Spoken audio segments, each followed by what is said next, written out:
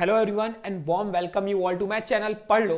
तो आज हम यहाँ पे जेई मेन 2024 के पी वैक्यूज करने वाले हैं। देखो सीक्वेंस एंड सीरीज के क्वेश्चंस आपको इस वीडियो में मिलने वाले हैं। जनवरी शिफ्ट में पूछे हुए सवाल हम आज करने वाले हैं। ठीक है, कोई भी कंफ्यूजन होगा you can ask in comment section, और नए हो चैनल को तो सब्सक्राइब भी कर लो ताकि कंटिन्यूअसली आपको क्या क्वेश्चंस मिलते रहें। तो चलिए समझते हैं ये क्वेश्चन जो कि जेई मेन 2024 24 जनवरी शिफ्ट 1 में पूछा हुआ सवाल है। इसी तरीके से अब आप डेली इस चैनल पे क्वेश्चंस करते रहेंगे। कुछ कुछ क्वेश्चन सीक्वेंस एंड सीरीज के, और ऐसे जल्दी जल्दी खत्म करेंगे। अभी फिर नेक्स्ट में फिर सीक्वेंस एंड सीरीज के कुछ क्वेश्चन और इंपॉर्टेंट क्वेश्चंस लाऊंगा। तो अभी ज्यादा क्वेश्चंस कवर करने हैं भाई, एग्जाम का समय पास आ रहा है ना। तो चलिए समझते हैं ये वाला question. JEE Main 2024 question number 1, the number of common terms in the progression up to 25 term and this series term up to 37 term is, और 4 ऑप्शन दिया हुआ है। देखो नंबर ऑफ कॉमन टर्म्स, अगर आप रिकॉल करोगे मैंने इसके पहले जो वीडियो बनाई थी उसमें बताया था कि कॉमन टर्म कैसे निकालते हैं। आसान है, सिर्फ मैंने बताया है कॉन्सेप्ट्स दिमाग में रखोगे तो क्वेश्चंस आपसे बनेंगे। तो की कॉन्सेप्ट्स दिमाग में रखो। मैंने बताया कॉपी बनाओ और उसमें कॉन्सेप्ट्स लिखो। देखो कॉपी बनाते कॉन्सेप्ट्स लिखते तो अभी आपको यहां पे बन जाता क्वेश्चन। तो समझो होता क्या है। हालांकि क्वेश्चन सीक्वेंस सीरीज के बहुत इजी है, कोई दिक्कत जाने नहीं वाली इसमें। तो पहले समझते हैं। देखो बोलना क्या चाह रहे हैं, सीरीज क्या दी हुई है 4 9 14 19 अप टू कितना दिया है भाई 25 टर्म। ठीक है, ये दिया हुआ है। ये मेरी क्या है फर्स्ट एपी है, ये मेरी है फर्स्ट एपी। फर्स्ट एपी का लास्ट टर्म पता है क्या? नहीं पता है। तो हम क्या करेंगे A25 फाइंड करेंगे। और A25 का फॉर्मूला जल्दी बोलो, A + 24D लगा लेते हैं। A मेरा 4 + 9 इंटू कितना हो जाएगा A + n-1 मतलब 24 इंटू D कितना, ये 5 कितना हो गया भाई 4 + 120, ये मिल जाएगा मुझे 124। तो मुझे लास्ट टर्म मिल गया 25 टर्म मिल गया पहली एपी का। दूसरी एपी जल्दी लिख लेते हैं। 3 6 9 12 कितना है अप टू 37th टर्म। तो मुझे अगेन लास्ट टर्म नहीं पता है, तो मैं यहां पे भी क्या करूंगा इस सेकेंड एपी का लास्ट टर्म फाइंड कर लूंगा। तो सेकेंड एपी का लास्ट टर्म मतलब A37 कितना हो जाएगा 3 + 36 इंटू 3, यही होगा। तो ये वैल्यू होगी 3 + 108 मिलके क्या बनेगा 111। ठीक है, मुझे लास्ट टर्म दोनों का मिल चुका है। इंपॉर्टेंट है, काम आएगा। कॉमन एपी का कॉमन डिफरेंस निकालने का एकमात्र फॉर्मूला जो मैंने आपको बताया है क्या होता है। देखो कॉमन डिफरेंस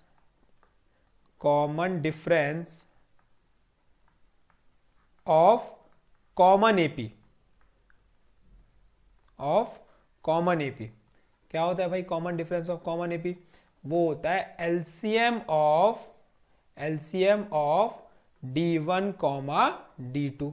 यही होता है एलसीएम ऑफ D1, D2, मतलब जो दोनों सीरीज है उनका कॉमन डिफरेंस का एलसीएम। तो क्या मिल जाएगा एलसीएम ऑफ 3, 5, तो ये मिल जाएगा हमें 15। ठीक है, तो इतना मुझे पता चल चुका है। देखो जो कॉमन एपी आने वाला है उनका डिफरेंस 15 है। तो इससे आप सीरीज बना सकते हो। अरे बहुत इजीली बना सकते हो। देखो अब कैसे बनेगी समझना। देखो पहले तो ये ढूंढो कि फर्स्ट कॉमन टर्म है कौन सा, कॉमन सीरीज का पहला टर्म। जैसे ये है 9 और ये 9 मिल गया भाई। तो पहला हो गया 9, 9 में 15 जोड़ो 24। ठीक है, 24 में 15 जोड़ो 39, 39 में 15 जोड़ो ये बन जाएगा 54, 54 में 15 जोड़ो ये बन जाएगा 69, 69 में 15 जोड़ो ये बन जाएगा 84, 84 में 15 जोड़ो ये बन जाएगा 99, 99 में 15 जोड़ो तो ये बन जाएगा हमारा कितना 114। तो 114 जब बनेगा तो ये इससे बड़ी हो गई यार, इससे बड़ी हो गई ना। तो हमें क्या कॉमन टर्म्स अब अगर सोचोगे तो इन दोनों सीरीज का जो लास्ट टर्म निकालने का कारण ही यही था कि इसका लास्ट टर्म क्या है। देखो 111, इसका लास्ट टर्म क्या है 124। तो सीधी सीधी बात है, देखो 124 तक तो जाएगा नहीं, मतलब 111 से ऊपर तो जाएगा ही नहीं। जो कॉमन होगा वो 111 होगा या उससे छोटा होगा, उससे ज्यादा ऊपर जा ही नहीं सकता। तो इसके बाद ऑप्शन नहीं है, नहीं जा सकता। तो कितने नंबर ऑफ टर्म्स हुए, 1 2 3 4 5 6 7, तो सी इज अ करेक्ट आंसर। आ गया इजी क्वेश्चन, बढ़े आगे, चलिए नेक्स्ट क्वेश्चन पे जाते हैं। अच्छा ये क्वेश्चन थोड़ा अच्छा है, समझते हैं।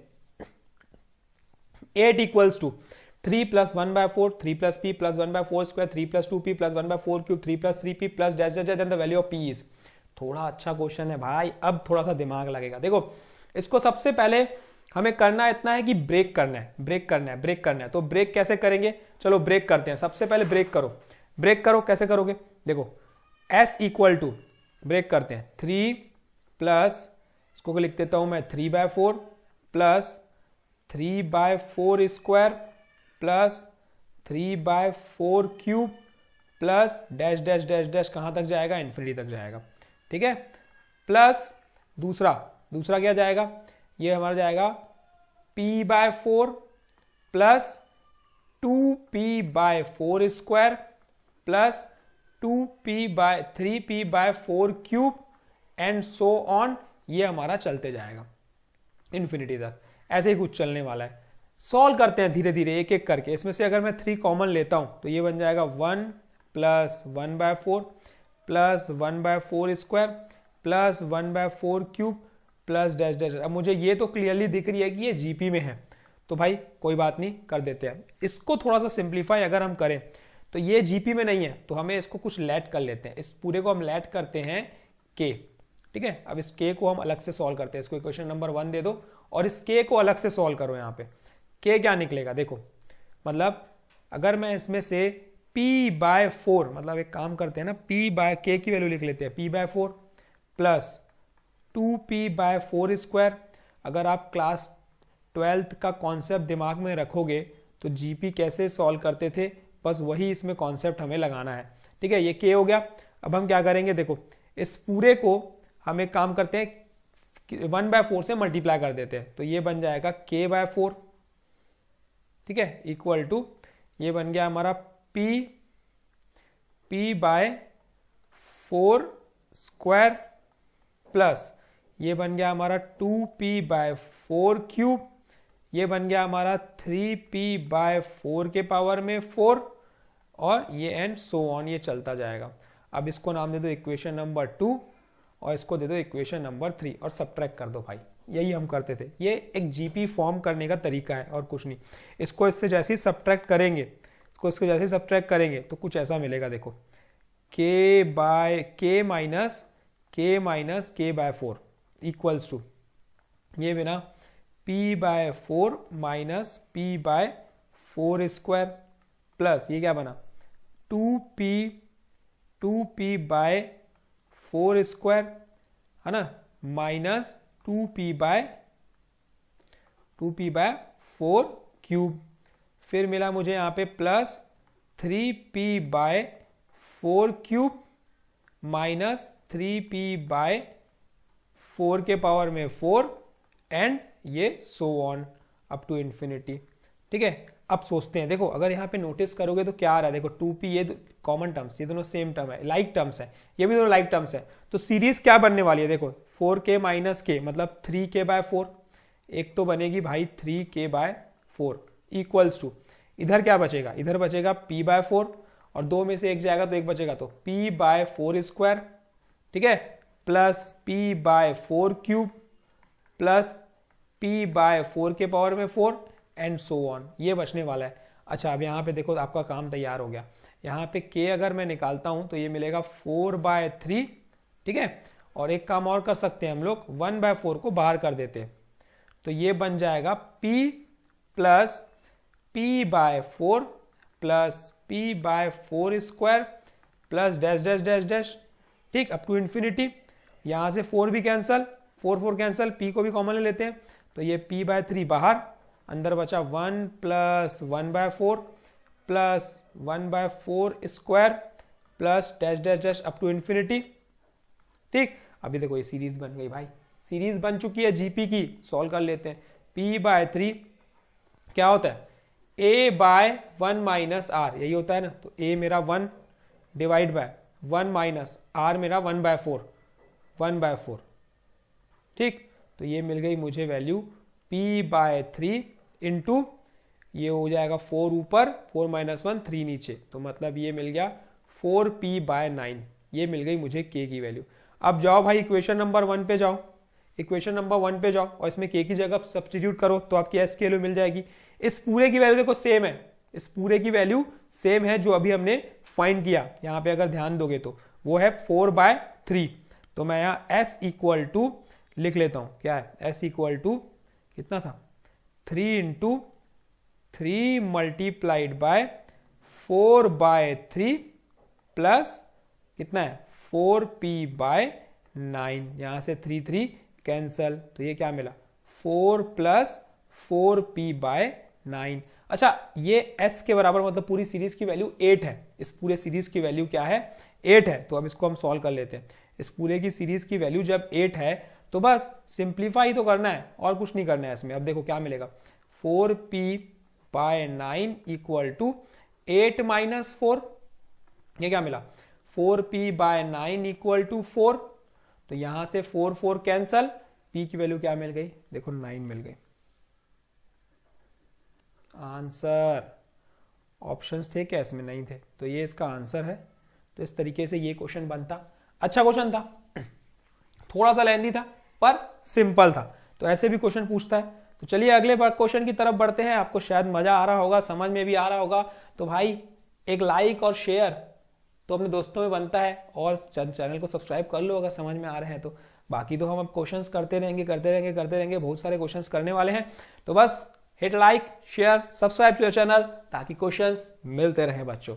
तो देखो 20th term from the end बना लोगे क्या, क्लास 10th का है कॉन्सेप्ट बता देता हूं। देखो कॉन्सेप्ट सिर्फ इतना है इसमें, अगर मुझे 20th term from the end निकालना है, 20th term from the end, तो सिर्फ एक ही formula L - n - 1 into D. ये फॉर्मूला बस, दैट्स ऑल। आपसे सॉल्यूशन तैयार है ना। पुट करके भी दिखा देता हूं मैं, आप सॉल्व करके देखना। लास्ट टर्म मतलब देखो -129 1/4 सिंप्लीफाइज करना है बस। -20 - 1 मतलब 19 इंटू डी मतलब इनका डिफरेंस 19 1/4 -20, सिर्फ इनका डिफरेंस। और आपसे ये क्वेश्चन एकदम इजीली तैयार हो जाएगा। एकदम इजीली सॉल्व कर सकते हैं क्या, बिल्कुल कर सकते हैं। 9 4 36, ठीक है, कितना हो जाएगा ये 36 3 76 76 और 1 77/4 77/4 -20, तो ये बन जाएगा 77 - 80 मतलब -3/4। ये क्या मिल गया, ये मिल गया हमें डी मिल गया -3/4। तो माइनस माइनस प्लस भी हो जाएगा। यहाँ पे बस मल्टीप्लाई करो प्लस माइनस करो तो आपका आंसर, आप मुझे कमेंट सेक्शन में बताओ क्या आने वाला है। कुछ तो बताओ भाई, कुछ तो करो। ये आपके टास्क है, सिर्फ सिंप्लीफाई करना है। इस क्वेश्चन में सिर्फ और सिर्फ सिंप्लीफिकेशन है। देखो 4 नंबर +4 कितनी आसानी से दे दिया है ना, बहुत आसानी से। चलिए इजी क्वेश्चन भी पूछता है, ऐसा नहीं है कि सिर्फ हार्ड ही हार्ड क्वेश्चंस आते हैं, सिंपल क्वेश्चंस भी बहुत आते हैं। तो चलिए बढ़ते हैं नेक्स्ट क्वेश्चन की तरफ। हाँ चलिए 29 जनवरी भाई, 29 जनवरी शिफ्ट 1 में पूछा हुआ सवाल, चलिए समझते हैं। If in a GP of 64 terms, एक जीपी है जिसके 64 टर्म्स हैं, the sum of all term is 7 times the sum of all terms of the GP. तो पहले तो पता होना चाहिए कि टर्म्स जो है उनकी सीरीज क्या है। सीरीज ये A R square AR cube, कहां तक जाएगा भाई, कौन तक, जल्दी जल्दी जल्दी 64 टर्म तक। तो A plus AR plus AR square plus dash dash dash कहां तक बोल रहा है 64 टर्म, तो AR 63 है ना, is equal to 7 times odd terms की बात किया तो अगर पहला A तो दूसरा A स्क्वायर, तीसरा A4 है ना, प्लस डैश डैश डैश कहां तक जाएगा AR 64 तक जाएगा है ना। 64 टर्म तो यार 64 टर्म की बात करेगा तो ये 64 तक तो थोड़ी जाएगा यार, 62 तक जाना चाहिए, ठीक है, 62 तक जाना चाहिए क्योंकि 64 टर्म तो A प्लस 63 AR 63 होता है ना, तो ये 62 तक जाएगा। तो अब यहां से क्या समझ में आया, यहां से क्या समझ में आया, देखो यहां से मुझे कॉमन रेशियो निकालना है। सिंपल कॉन्सेप्ट है कॉमन रेशियो। A तो कॉमन कट गया। फॉर्मूला तो आपको पता है यार, क्या है फॉर्मूला लगा लो। क्या फॉर्मूला होता है, सम ऑफ ऑल टर्म्स का फॉर्मूला क्या होता है, सम ऑफ ऑल टर्म्स का फॉर्मूला होता है first term 1 minus R raise to power of n, n मतलब यहाँ पे 64 डिवाइडेड बाय 1 माइनस आर, यही होगा। और यहां पे क्या लगेगा 7 into A into 1 minus R के पावर में अगेन यहां पे क्या लगेगा आपका 64 लगेगा, क्योंकि ये 32 टर्म है और 32 का स्क्वायर करोगे तो 64 हो जाता है, ठीक है। और डिवाइड में क्या आ जाएगा यहाँ पे 1 माइनस आर स्क्वायर, ठीक, सिंपल है ना, आर यही होगा इसका। तो अब यहां से क्या क्या कैंसिल होगा, देखो यहां से ए तो गया, कैंसिल हो गया, ये न्यूमरेटर पूरा कैंसिल हो गया, बचा क्या 1 by 1 minus R equal to 7 by 1 minus R into 1 plus R, ये बचा भाई। तो यहां से 1 माइनस आर भी गया, तो बचा क्या 1 equal to 7 divided by 1 plus R. Cross multiply करो, जैसे ही क्रॉस मल्टीप्लाई करेंगे तो ये क्या मिलेगा 1 प्लस आर इक्वल टू 7, तो आर की वैल्यू 7 माइनस 1 6, और देखो 6 इसका आंसर है, ऑप्शन टिक करना है, ऑप्शन टिक करना है, तो D is a correct answer, ये हमारा आंसर आ गया आसानी से। इजी क्वेश्चंस, बहुत इजी क्वेश्चंस, मजा आ रहा होगा बनाने में कि आपसे बन रहे हैं क्वेश्चंस। तो चलिए बढ़ते हैं नेक्स्ट क्वेश्चन की तरफ। हाँ, ये आया क्वेश्चन 29 जनवरी शिफ्ट 1 में पूछा हुआ सवाल, in an AP 6th term is दिया हुआ है, एपी का 6th टर्म कितना 2, एपी का सिस्टम मतलब a प्लस 5d की वैल्यू दे दिया है 2, इसको नाम दे दो भाई इक्वेशन नंबर 1, बिना सोचे समझे नाम दे दो, क्या करना है, इजी तो है।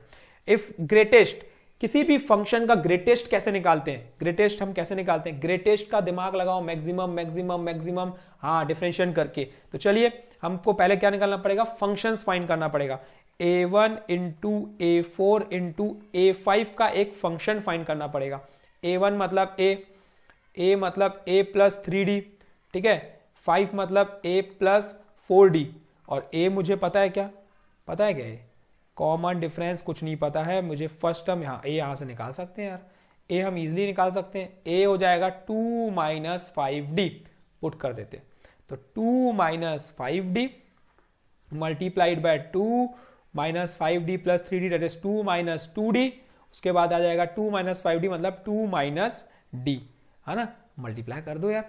जैसे ही हम इसको मल्टीप्लाई करेंगे, है ना, जैसे ही इसको मल्टीप्लाई करोगे, मैं अब डायरेक्ट लिख रहा हूं, मल्टीप्लाई करने के बाद जो वैल्यू आने वाली है वो आप खुद कर सकते हो, वैल्यू आने वाली है 8 माइनस 12d, ठीक, plus 4d square minus 20d plus 30d square minus 10d cube, ये वैल्यू आने वाली है। इसको सिंप्लीफाई करने पे करके देख लो, यही आएगा, ठीक है। थोड़ा सा और सिंप्लीफाई कर लेते हैं, पहले हम ये माइनस 10d क्यूब पहले ले लेता हूं, ये हो जाएगा मेरा प्लस 34d स्क्वायर, ये हो जाएगा मेरा माइनस 32d, है ना, प्लस 8। अब देखो ये तो मेरा फंक्शन मिल गया भाई, फंक्शन ऑफ d। अब मैक्सिमम कैसे निकालते हैं, अगर दिमाग लगाओगे तो मैक्सिमम का फॉर्मूला था भाई, पहले डिफरेंशिएट करते हैं, फिर इक्वेट करते हैं जीरो के साथ, यही करते हैं ना, वैल्यूज निकालते हैं, फिर डबल डिफरेंशिएशन करते हैं, फिर जिस अगर पॉजिटिव आता है तो मिनिमम है, नेगेटिव आता है तो मैक्सिमम है, तो यही करना है हमें कॉन्सेप्ट। तो उसके लिए हमें क्या करना पड़ेगा, पहले फंक्शन ऑफ डी का मुझे डिफरेंशिएट करना पड़ेगा। ग्रेटेस्ट कैसे इसे निकालते हैं ना, minus 30d square plus 68d minus 32। अब ये फंक्शन मिल गया, अब इसको इक्वेट कर दो किसके साथ, जीरो के साथ। अगले स्टेप में करते हैं, इसको इक्वेट करते हैं हम लोग किसके साथ भाई, जीरो के साथ। क्या वैल्यू आई है, minus 30d square minus 30d square plus 60 कितना है, plus 68d minus 32 plus 68d minus 32 equals to 0। पूरी इक्वेशन को 2 से कॉमन ले सकते हैं, हाँ ले सकते हैं 2 से कॉमन, क्या हो जाएगा माइनस 2 से कॉमन ले सकते हैं, माइनस 2, है ना, अभी ब्रेक कर रहा हूं मैं, माइनस 2 कितना होगा, ये हो जाएगा 15d स्क्वायर प्लस ए माइनस हो जाएगा ये 32d 34d माइनस ये हो जाएगा प्लस 16। अब 16 इंटू 15 अगर हम करते हैं, 16 इंटू 15 अगर हम करते हैं तो ये आता है 240। अब 240 के फैक्टर जिसमें 34 आए और वो क्लियरली विजिबल है मुझे कि वो 24 और 10 आने वाली है, 24 और 10 आने वाली है। अच्छा निकालते कैसे, शॉर्ट ट्रिक क्या है, अगर शॉर्ट ये है तो ये डिवाइड बाय 15 कर दो, इसको भी डिवाइड बाय 15 क्योंकि कोफिशिएंट 15 है। तो अब ये वैल्यू आ गई 3 की टेबल में 8 बार, 3 की टेबल में 5 बार, 5 की टेबल में 2 बार, 5 की टेबल में 3 बार। तो जो रूट्स आने वाले हैं वो कुछ इस तरीके से आने वाले हैं, देखो 5d - 8, ठीक है, एक ये आ गया, दूसरा आ गया 3d - 2। ये एक शॉर्टेस्ट ट्रिक है रूट्स निकालने की, सबसे शॉर्टेस्ट ट्रिक, किस तरीके से आप निकाल सकते हो।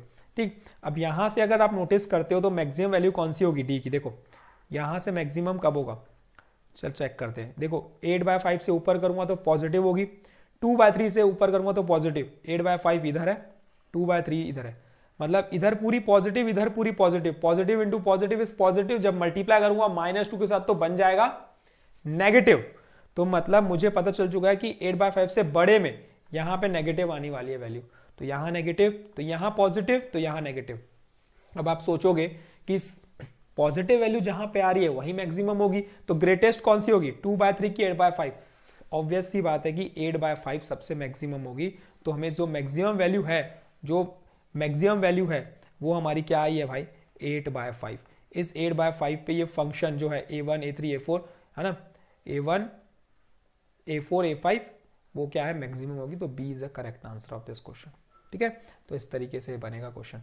ठीक है, तो अब हमने कुछ क्वेश्चंस किए, इंपॉर्टेंट क्वेश्चंस थे, जीपी सीक्वेंस एंड सीरीज से रिलेटेड, एपी से रिलेटेड, जीपी से रिलेटेड। और वीडियोस में लाऊंगा, टेंशन मत लो, इसके रिलेटेड और वीडियोस हम करने वाले हैं। ये आज थोड़ा अच्छे क्वेश्चंस हमने पहले वीडियो किया जिसमें बहुत सारे क्वेश्चंस किए हमने। ठीक है, तो thank you, all the best, की प्रैक्टिसिंग। वीडियो अच्छा लगा तो लाइक करो, शेयर करो, कमेंट करो, दोस्तों में शेयर करो और कमेंट हमको कर दो कि आपको समझ में आया कि नहीं। तो thank you and keep practising.